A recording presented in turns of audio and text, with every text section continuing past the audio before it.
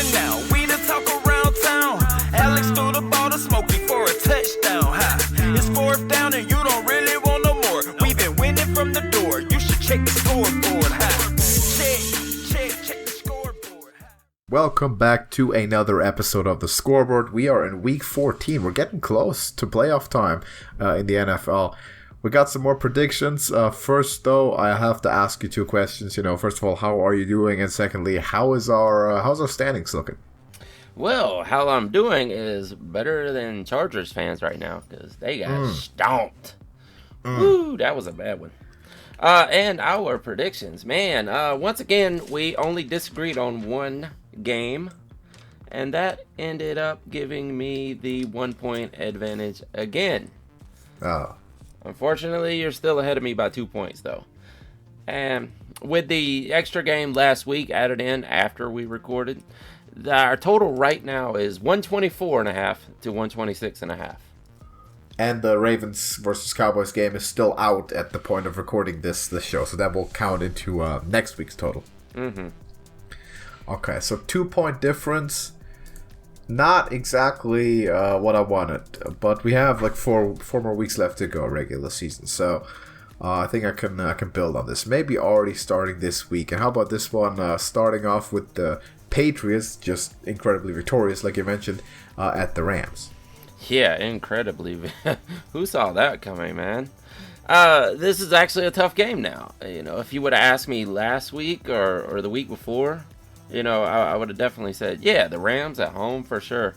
But the Patriots were dominant. And I don't think this is a symptom of what's happening. I really don't believe that maybe they have, but I don't believe they just changed the team around all of a sudden and now they're back to, the Patriots of 10 years ago. But it does make it tough. That Rams defense is amazing, and it looks like the Patriots defense is amazing now. Quarterback play, they're pretty close at the moment. Jared Goff is not putting up 41 points like that, but then again, Cam Newton's not doing that outside of only basically 2 games this season. I think this is pretty much a tie, so I'm going to give the tie to the home team and go with the Rams on this one. It's definitely a tougher pick than you would think, looking at last week's results.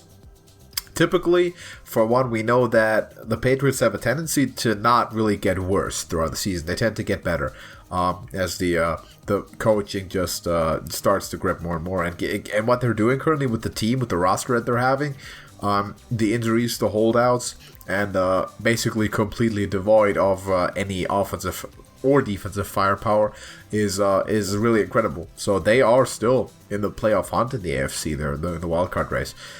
The Rams looking good, in control of the division now, with the Seahawks losing surprisingly to the Giants of all teams. So I'm going to give this to the Rams as well. I think they're going to be defensively the more consistent team, and I tend to not buy into those hypes, those big trends coming from 1 week where the Patriots blew out a team that's probably going to fire their coach soon and rethink their ways. So I'm not going to really buy into that hype too much. The Rams are the better team, have been the more consistent team, so they should definitely be the pick in this one. How about the Vikings at Bucks? Another tough game if you really look at the way these teams have been trending lately. Vikings, Kirk Cousins, man, if Kirk Cousins, I think, could have played like this all season, he would be in the MVP race right now. But we saw that much of last season, right? I mean, Kirk Cousins usually does that almost every season. He plays really great for a half a season, basically. And sometimes it falls in the first half, sometimes in the second half, and sometimes dead in the middle with dead spots on either end. But that's Kirk Cousins for you, He's either phenomenal or not. Bucks, they're coming off their bye week, and you know how Tom Brady is. He's going to over-prepare for this game, and with a bye week to do it, I really think, I think most of these games are tough, but I think the Bucks, because of that bye week and being at home, I think that's going to give them the advantage here, so I'm going to go with the Bucks. Well, I'll say this: it's a tough week. I've looked at the schedule. You've obviously have done that too. Skimmed over it. This is going to be one of the toughest weeks of the season. Just looking at the matchups without too much of a thought putting into it. This game does not disappoint in that regard either. And you ready for this? I'm going to pick the Vikings. I will take Minnesota in this one. This seems like an upset game. Now, the odds are not my favorite at all. In fact, it's Buccaneers minus 6.5, which in my opinion seems a bit much. Seems a little bit much. But Minnesota has been looking great recently. They've been winning games, and they've positioned themselves in a playoff race that we completely neglected to mention them. After like 5-6 weeks, we thought they were out. They were done. They went like 0-4 to start the season or something, and they looked terrible. And all of a sudden they've come back, and they are in the playoff race. And I think as it stands currently, they would have a playoff spot in the NFC there. So to me, Vikings beat the Buccaneers in this one, and they keep going because their offense is starting to really look good. You got Dalvin Cook. You have two threats. Justin Jefferson is filling the role of Stephon Diggs, which is phenomenal to do for a rookie. So Vikings over the Bucs. There's my first upset of the week. How about the Cardinals at the Giants? Another tough game, really, if you look at this, because if you would have asked me that the first entire half of the season, I would have said, hey, the Cards easily. Cards are a 500 team right now. After winning... they had to go like 5-1 in their first 6 games. I'd have to look back, but I think it's pretty close to that. Cardinals are now 6-6, a 500 team.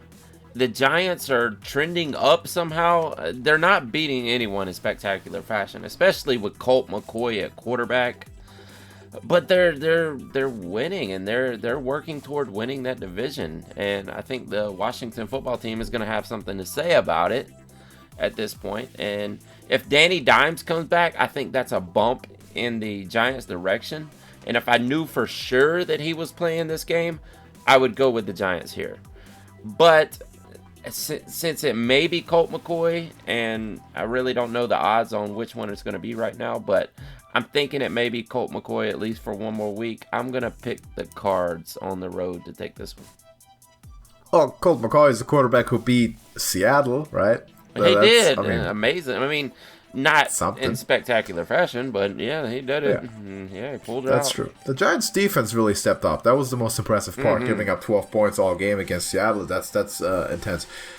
Against Arizona, be another tough test. I will pick the Cardinals as well. I think this is a trap for a lot of people to want to pick the trendy pick, the Giants, coming off of the win. Cardinals kind of trending down. This was more of a fluke than it was really a difference in quality. The Giants are not a better football team than the Seahawks. That's just simply the reality of how it is. And something like that, it happens once every 10 games, but not going to happen again. And the Cardinals beat the Giants at New York. Chiefs at the Dolphins, or as I like to call it, the future AFC Championship game. Oh, man.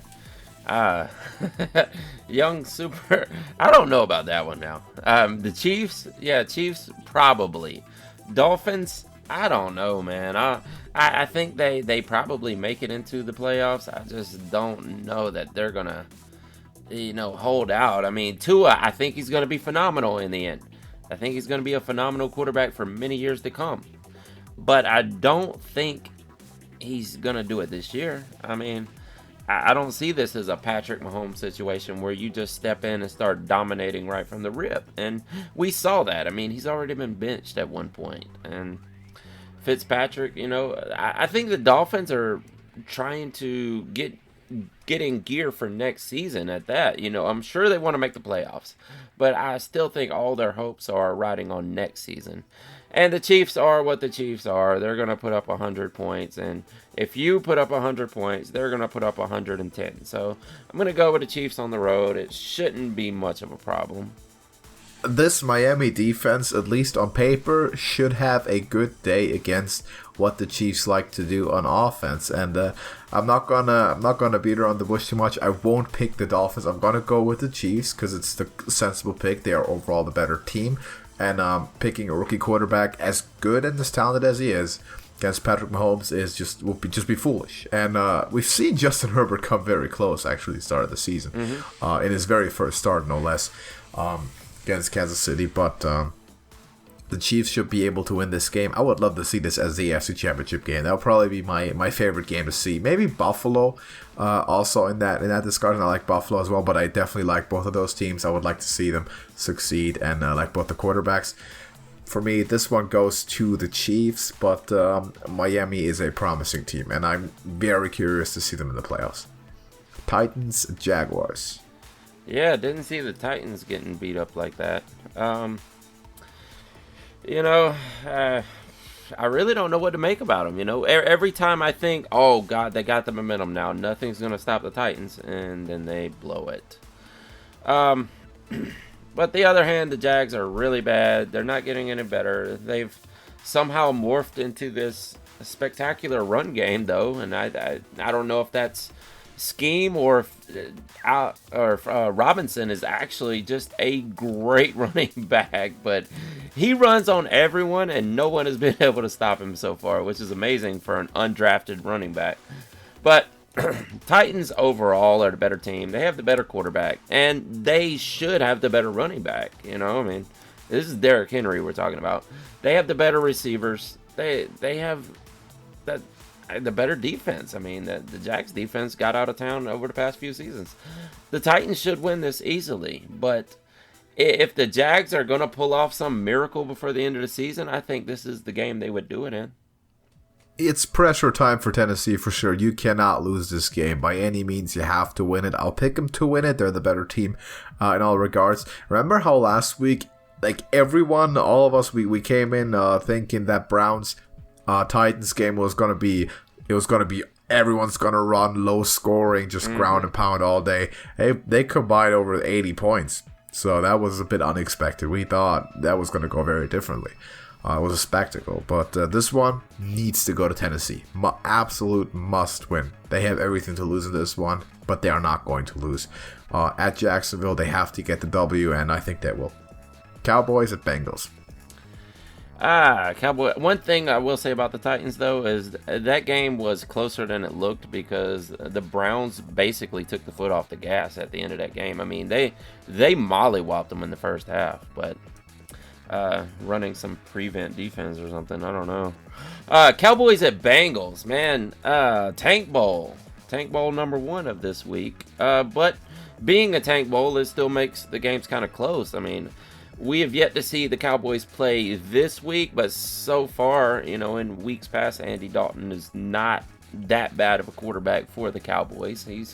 He's holding his own, He's no Dak Prescott in the end, but he's making it work. The Bengals are basically full on in tank mode now. Why? What else can they do at this point? You're 2-9-1 on the season. You might as well just get another draft pick and hope that your superstar quarterback is ready for next season. I'll take the Cowboys on the road.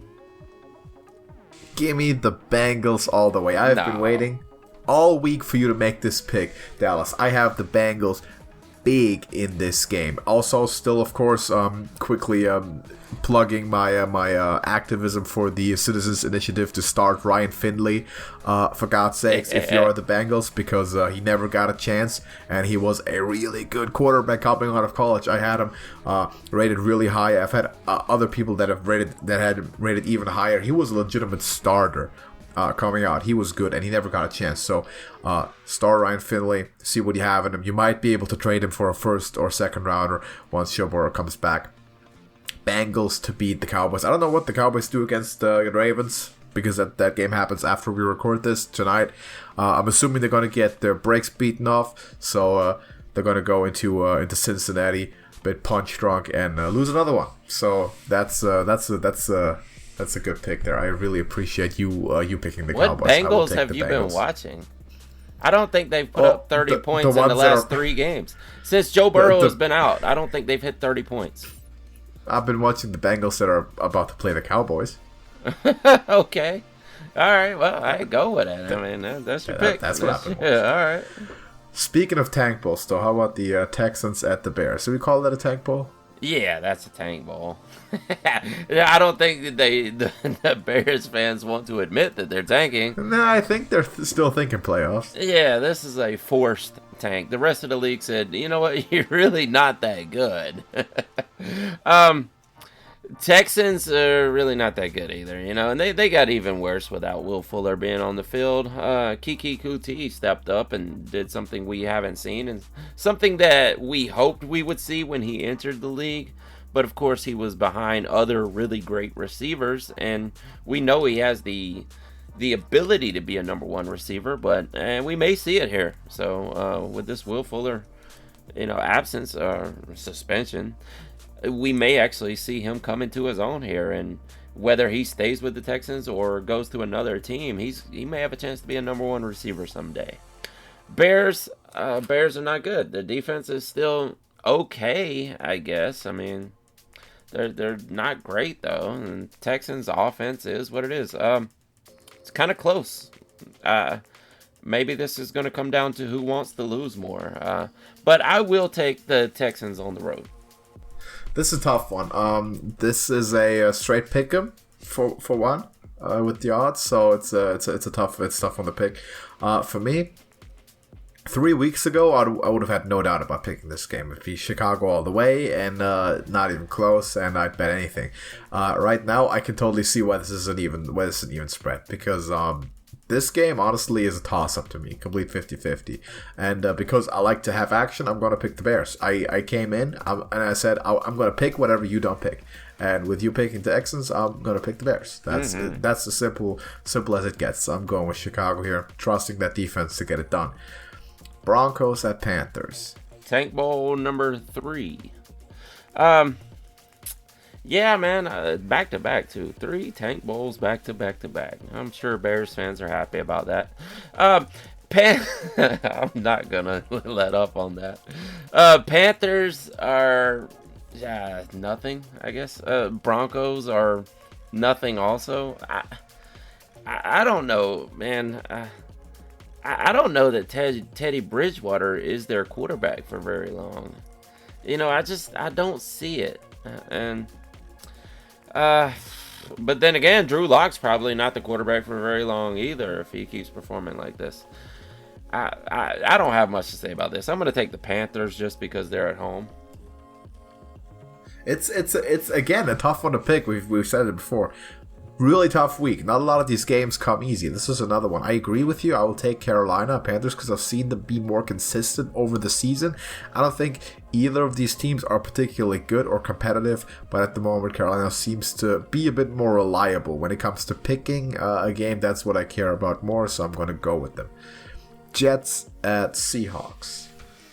Well, if you take the performances from last week and put those two against each other, the Jets should dominate this game, and easily until the last play of the game, and then they'll run a cover 0 and blow it. But I don't know. The Seahawks should get back to their normal playing abilities. I don't know, man. They look so bad against the Giants. I mean, come on, like what is going on here?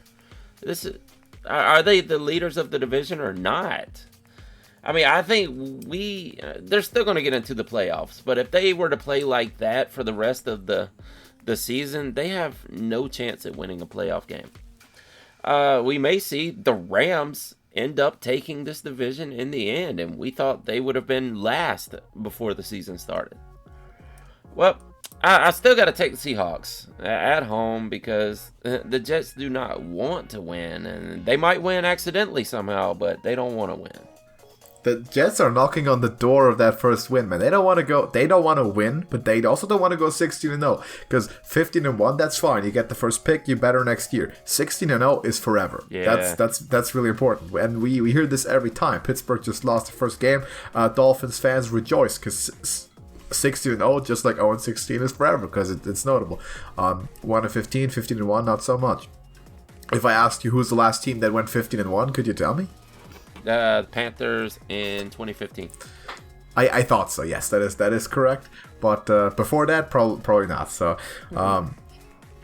Was it the Patriots? You probably don't want to lose all games. That being said, though, they almost beat the Raiders, and we'll get to the Raiders just very, very soon. This is going to be at Seattle. This is Adam Gase versus Pete Carroll. And if Seattle were to lose this game, I think we should just take a big saw to the Pacific Northwest and just divide and just separate the entire state of Washington from the continent and gently push them towards the sea, because you can't lose this game. That will be the embarrassment of the season. You are also trying to stay in your own division, by the way, because the Rams are now leading your division, and if you lose this one somehow as Seattle, that's unforgivable. So they have to win it. They are going to win it.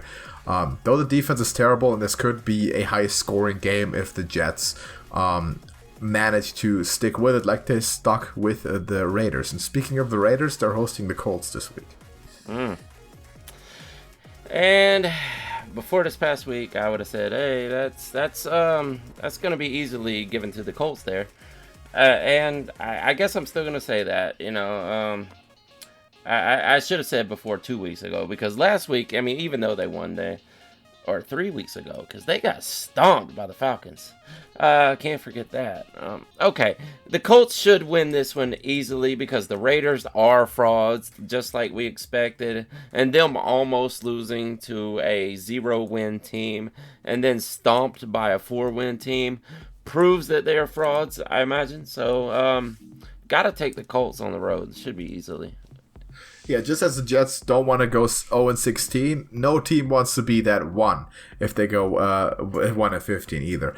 This game against the Jets, although they did win, casts just as bad of a light on the Raiders as that blowout loss to the Falcons. I'm going to say that.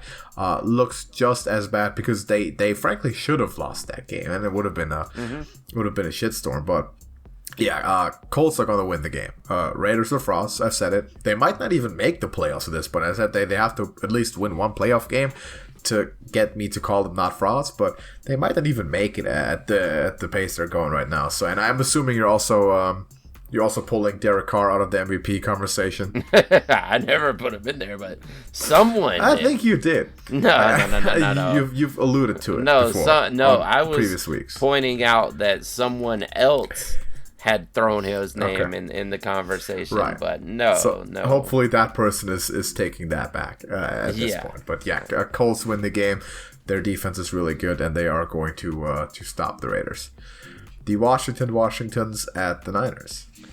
Yeah, that's another tough one, man. Really, if you look at this, if you would have asked me at the postseason last year what would happen this season in this game, I would go, well, the Niners are going to stomp them. That's easy. But we thought it would be Dwayne Haskins also. Look, the football team just beat an undefeated team, and the Niners got pretty handily whooped up by Josh Allen. So, yeah, I'm gonna. This is it. The first time I've picked Washington, maybe the second time. But yeah, I'm picking the footballs to win here. But yeah, it may be one. I've definitely picked them. I've definitely picked them before against the Cowboys, and I believe I was right when I did that. It was one of the heroic picks of this season so far.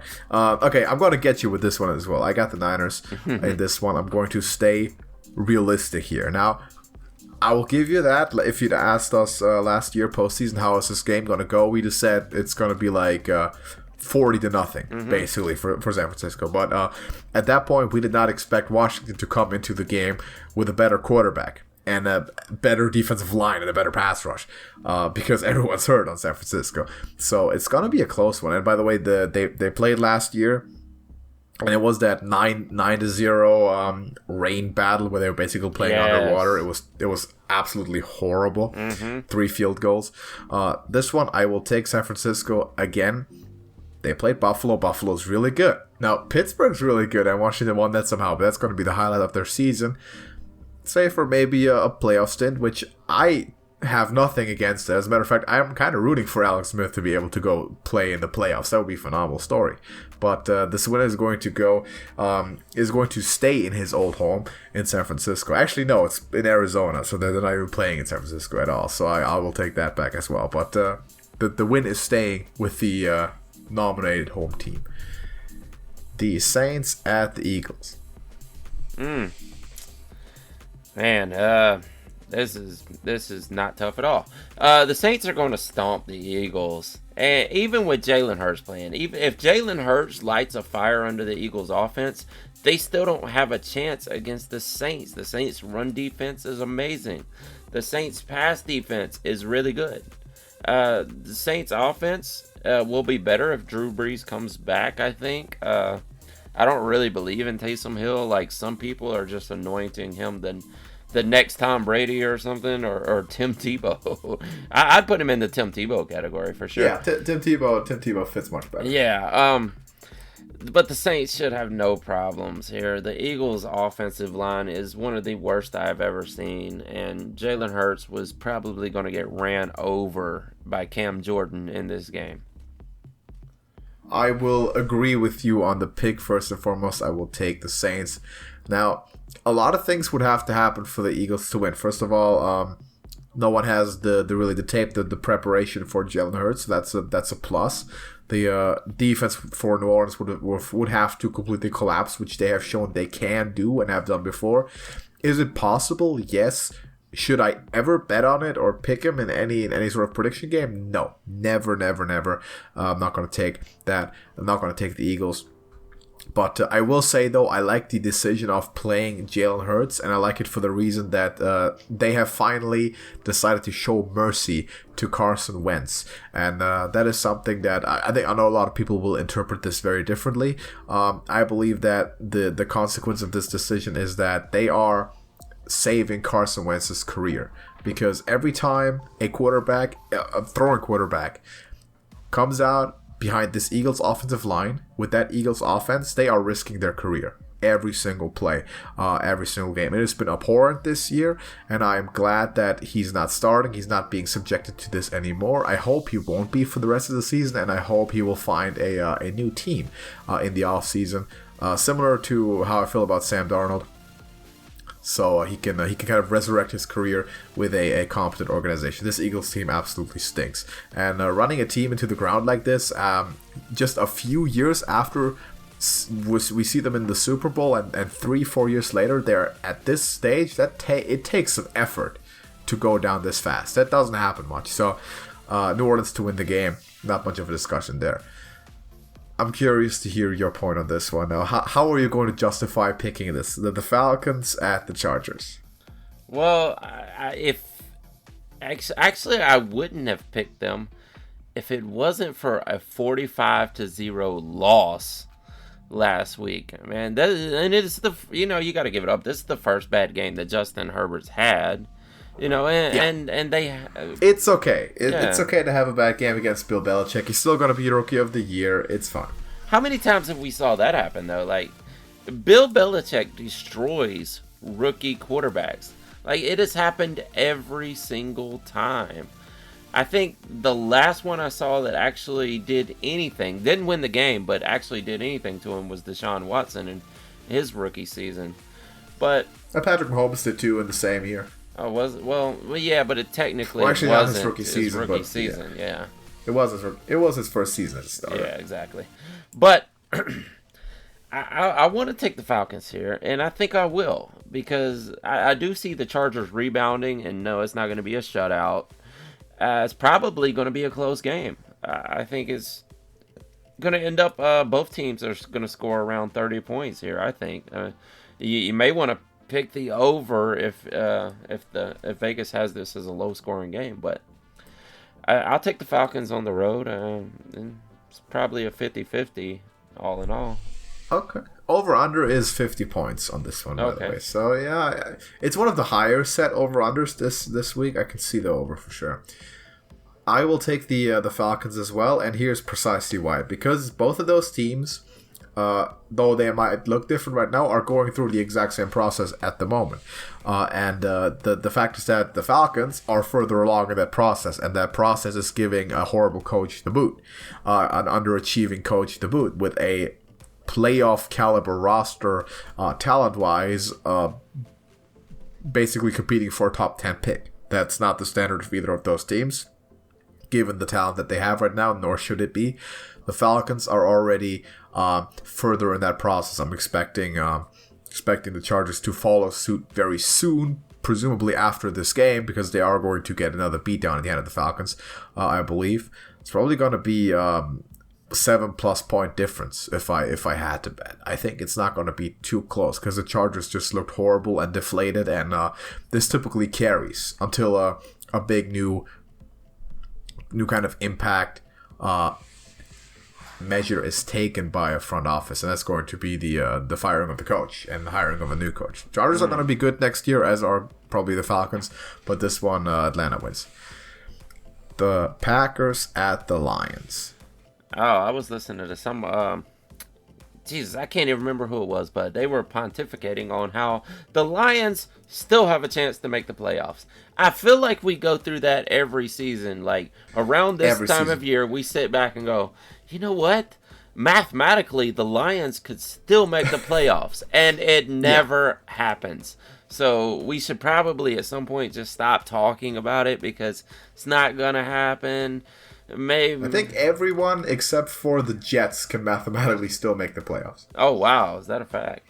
Even the Jags? I think so. I'm not sure, but I think so, yeah. I only know that the Jets have been eliminated. Wow. That that would be funny, wouldn't it? The Jags make the playoffs, but every top team in the entire NFL just losing from here on out. Only the bad teams win at this point. But yeah, Packers should win this one easily. You know what? I'm kind of, even though I know how phenomenal Aaron Rodgers is, and I know how phenomenal Devontae Adams is, I kind of want to see them go down because I really think that Josh Allen should be MVP this season. But it's not. I know you think it's that. not going to happen here. Even if Aaron Rodgers is not on his A game, they're still going to win this game. So if you want Josh Allen to be MVP, which by the way I wouldn't oppose at all because I like him, that would need both Aaron Rodgers and Patrick Mahomes one major slip up. Russell Wilson had a couple major slip ups recently. Yes. I think he's kind of up in the backseat there, but both Aaron Rodgers and Mahomes. And by the way, all three of those quarterbacks I like a lot personally, so I don't mind any of them winning this, winning that at all. And I think all of them are definitely of the caliber to win it. Typically with divisional games, we say this could be close, this could be a trap game. It seems somehow that this is true for anyone but the Packers and another team from their division. It's always like, oh yeah, this is the clearest game of the week, easy pick. We've seen it for 15 years. Aaron Rodgers owns this division, and I have no reason to assume anything else. By the way, talking about how phenomenal he is, we won't forget that Matthew Stafford also is a phenomenal quarterback, and he is the sole reason that we say every single season the Lions have a chance. They might have a shot. They might be good this year because they have the quarterback in place. How long? I don't know. But a lot of rework still going on in Detroit. Packers have Aaron Rodgers. That means they are good, and they are going to beat the Lions. And I'm so curious to hear your opinion on this one. Steelers at Bills. Oh, I'm picking the Bills. There's no doubt about it. I'm definitely picking the Bills. And I assume that you're probably going to pick the Steelers just to oppose me on this one. But the Steelers, yes, on paper, you're going to look at their records and say that the Steelers should win this game. Even if you were to go by the plays of offense, if you take the numbers for both teams all season, you would say that the Steelers should win this game. But I have seen the weakness in the Steelers game, and it's through the passing defense. Yes, they have a phenomenal run defense, but guess what? The Bills don't run. Like they have two running backs who do next to nothing every game, because either Josh Allen's going to run it himself, or he's going to throw one of those 60-yard bombs to someone downfield. And some games he's just dead on, like we saw against the 49ers, and he is deadly accurate from time to time. Yes, he can have off games. Every quarterback does.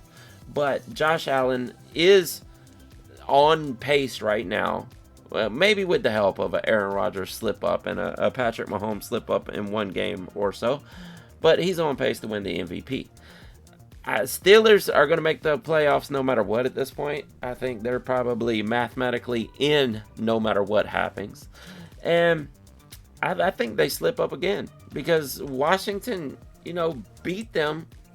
I wouldn't say handily, but because the Steelers were up 14-0 at one point, but they proved that even with that middling offense, that you can still beat this team. And the Bills have a great offense. The Bills at home, I think they take this one. Were the Pittsburgh Steelers, just in everyone's opinion, just the worst undefeated team ever? It seems like we're talking about them like they're mediocre. Less than 24 hours before us having this conversation, they were undefeated this entire season. And now, less than 24 hours later, the Bills are favored by 2 points in this game by the odds makers. It's just really crazy to think about. I get that Buffalo is really good. I agree they are a phenomenal team with serious playoff chances and chances to win in the playoffs. But Pittsburgh has been so solid all season. I have no reason to assume they're going to slip up again. It doesn't take them to slip up to lose against Buffalo, though, which is what makes this game hard to pick. Because these are two Titans. And this could also be an AFC Championship game, by the way. We talked about Kansas City and Miami. This might as well also be it. So, really, really tough one.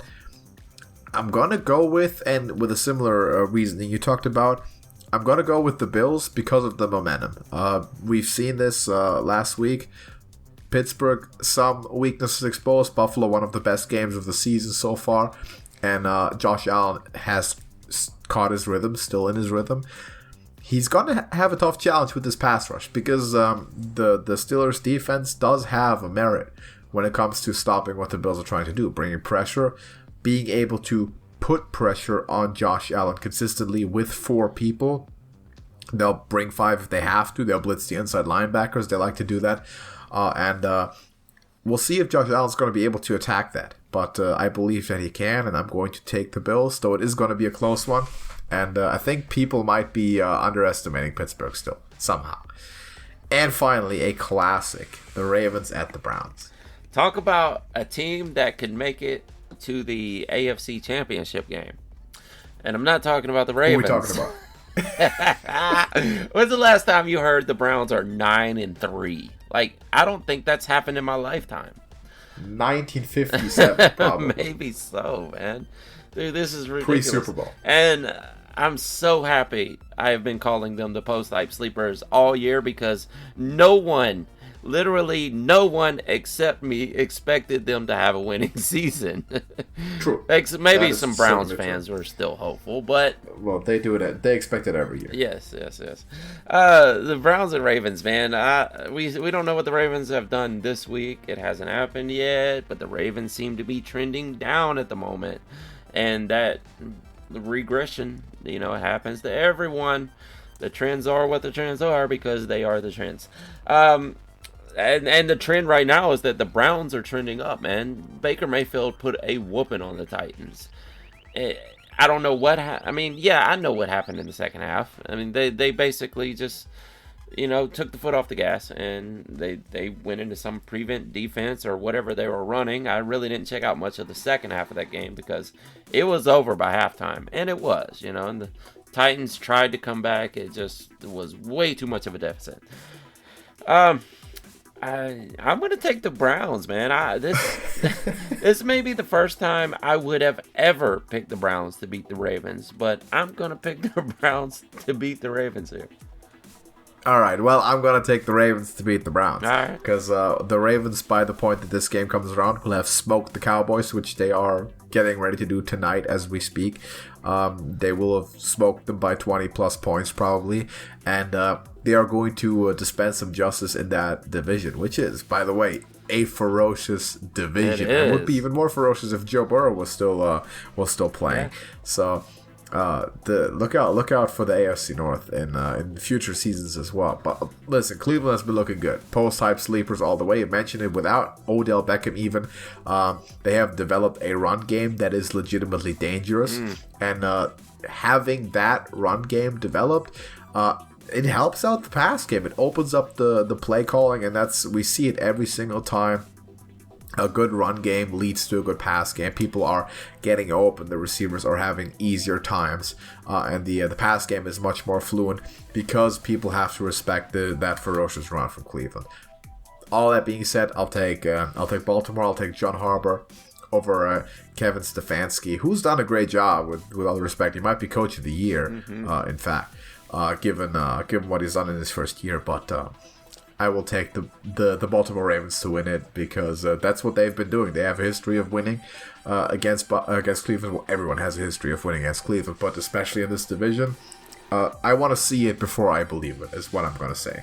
So that concludes our predictions here. I'm pulling up my betting advice. Do you want to quickly maybe give a little hint what we can be looking forward to with the hurry up offense this year? Yeah, this week. The topic of this week is: should I continue to play my team even if I'm out of the playoffs? Okay, I mean, I suppose the answer is yes, but I actually don't know. You might want to support a friend or something. Depends on who if you're tanking or who you are playing against or supporting. But we'll be checking it out for sure. Coming up later on this channel as well. If you're a fantasy player, make sure to check that out. As the pro is disclosing all the secrets. That being said, here's another couple secrets for you. Not so secret, actually. Easiest $10 for the week. Last week, we won one and lost one, as is tradition. Only twice this year have we actually managed to win both bets. This week is going to be a third week though, so that's good news. And we're going to do that with the following two bets. First, we have the 49ers minus 3.5. This spread, of course, is massively influenced by Washington beating the Steelers. Those teams should not be of equal quality. Now, all the injuries make it closer than you would think, but management-wise, play-calling-wise, the Niners are a better ran organization, and they should be able to recover, play like they have competitive football, even with the practice squad out there. They've beaten the Rams. They have played well against strong teams, and they should be able to recover and beat Washington by more than 3.5. And secondly, I'm going to take the Steelers +2. I told you, Buffalo is the 2-point favorite in this one.